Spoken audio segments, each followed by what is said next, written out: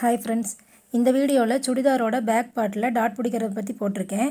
இது ஒரு சின்ன டிப்ஸாக தான் போட்டிருக்கேன். ஃபாலோ பண்ணி பாருங்கள், கண்டிப்பாக உங்களுக்கு பிடிக்கும். அதாவது பேக் பார்ட்டை ரெண்டாக மடித்து விட்டு சென்டர் பாயிண்டில், அதாவது இடுப்பு சைடில் 2 பக்கமும் 4 இன்ச் அளவு குறித்து நீங்கள் ஸ்ட்ரெயிட் லைன் போட்டு அதில் நீடில் மார்க் பண்ணணும்.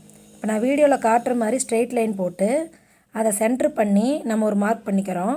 அதுக்கப்புறம் நம்ம நீடில் பாயிண்ட் பண்ணுறோம். மேலேயும் கீழேயும் நீடில் பாயிண்ட்டு கரெக்டாக அடையாளப்படுத்துகிறோம். இது எதுக்குன்னா, இந்த ஹோல் அந்தாண்ட இருக்கிற அந்த பக்கத்துக்கும் இது கரெக்டாக நமக்கு அடையாளமாக தெரியும். அதுக்காக இதை நம்ம செய்கிறோம்.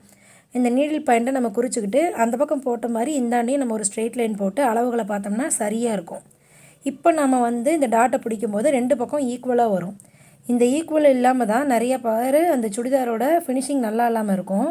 ஆனால் இந்த டிப்பை ஃபாலோ பண்ணி பாருங்கள், கண்டிப்பாக உங்களுக்கு பிடிக்கும். நீட்டாகவும் இருக்கும், ஃபினிஷிங் நீட்டாக வரும். அதே அளவு இந்த பக்கம் பிடிக்கிற மாதிரி இருக்கும். ஒவ்வொரு தடவை நம்ம மாற்றி பிடிப்போம் இல்லையா, அது மாதிரி இல்லாமல் நம்ம அடையாளப்படுத்தின பக்கம் நம்ம சரியாக பிடிக்கிற மாதிரி இருக்கும்.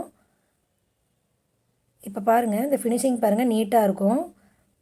ஃப்ரண்ட் சைட்லேயும் பாருங்கள், பார்க்குறதுக்கு ரொம்ப நீட்டாக இருக்கும். இந்த வீடியோ பிடிச்சிருந்தால் லைக் பண்ணுங்கள், ஷேர் பண்ணுங்கள், மறக்காமல் சப்ஸ்கிரைப் பண்ணுங்கள்.